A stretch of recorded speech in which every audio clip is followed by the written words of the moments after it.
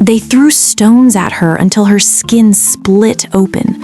They called her a witch until her own name sounded like a curse.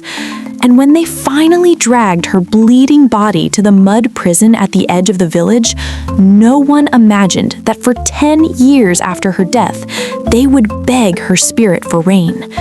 In the quiet village of Isalẹ Omi, fear had always lived just beneath the surface of daily life. It was a place of red earth paths, clay huts, and a river that once sang loudly against smooth stones. But the night Adunni was born, that river roared like something warning the world. She came into the world during a violent storm. Thunder cracked the sky open. Lightning flashed so brightly that the midwife stumbled backward when she saw the child. The baby had 4 arms, 2 small, perfect arms where they should be, and 2 more beneath them. The midwife began to mutter prayers under her breath. "She is mine," her mother Isalẹ whispered. Her father Adunni stood tall despite the murmurs already rising outside their hut. "She is not a curse. She is our daughter." They named her Adunni, the sweet one, and she truly was sweet, quiet, helpful, gentle beyond her years. As she grew, her extra arms did not make her cruel. They made her capable. She could carry heavy firewood alone. She could fetch 2 buckets of water in one trip. She helped the elderly weed their farms. She wove the most beautiful mats in the village. But the villagers never stopped staring. And when fear does not understand something, it waits for tragedy. Tragedy came when Adunni was 10. Her father fell ill suddenly, a fever that burned too hot. By morning he was weak. By nightfall he was gone. Adunni watched as they lowered his body into the earth. Her small body shook with sobs. She clung to her mother. But before the tears had dried, whispers began. No ordinary child is born with 4 arms. Her shadow is too large. She drained his life. The crops that season did not grow well. A young boy in another compound fell sick. The river flooded unexpectedly one week and dried too quickly the next. Every misfortune found its way back to her name. The village gathered before the chief. Voices rose like angry bees. "She killed her father. She will destroy us all." Her mother defended her until her voice cracked. "My husband died of illness. She is just a child." But fear had already chosen its sacrifice. They dragged Adunni from her home while her mother screamed and clung to her. Children threw stones. One struck her forehead. Blood ran down her face. Another her shoulder. Another her leg. Witch, witch, witch.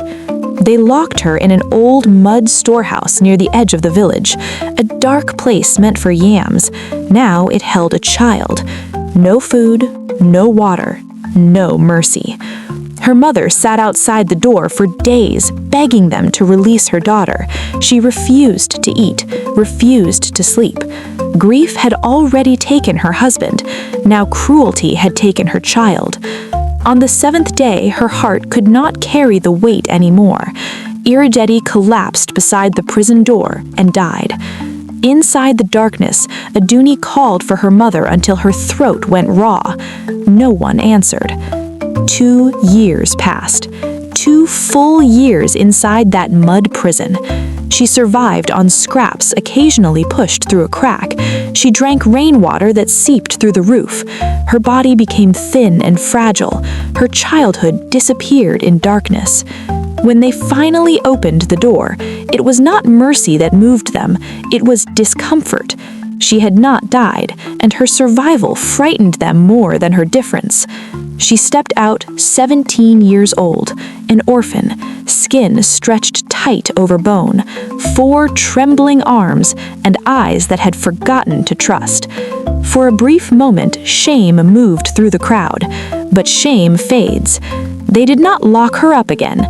They did something worse. They erased her. At the market, no one sold to her. Women who once praised her weaving turned their backs. "I have nothing to sell today." Children whiskered and sometimes threw stones again. Men avoided her path. If crops failed, they blamed her shadow. If rain delayed, they blamed her presence. She farmed a tiny patch of land alone. She fetched water alone. She ate alone. She grieved alone. One evening, after walking all the way to the market with woven mats, only to be refused Cassiova flour, though coins lay in her hand, something inside her finally broke. I am tired. As the sun sank, she walked toward the forest beyond the village. Mother, father, I tried. That night, Adunni ended her life. Her body was found the next morning by hunters.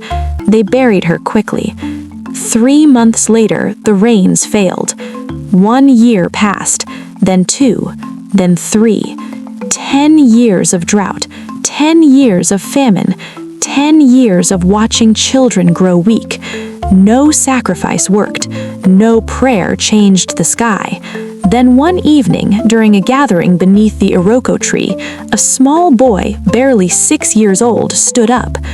You must call her. The girl with 4 arms. You broke her heart. Ask her to forgive you.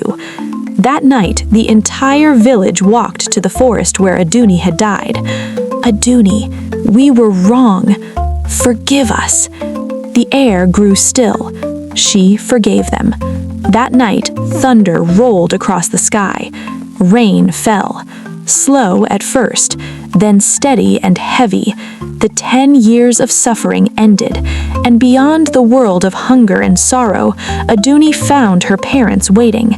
They had called her curse, but she had always been the blessing. And in Isalẹ Omi, they never forgot that for 10 long years, they suffered because they chose fear over love. And that is the story of Adunni, the girl they feared, the blessing they misunderstood. If stories like this should never be forgotten, subscribe and walk with me through more powerful African folk tales.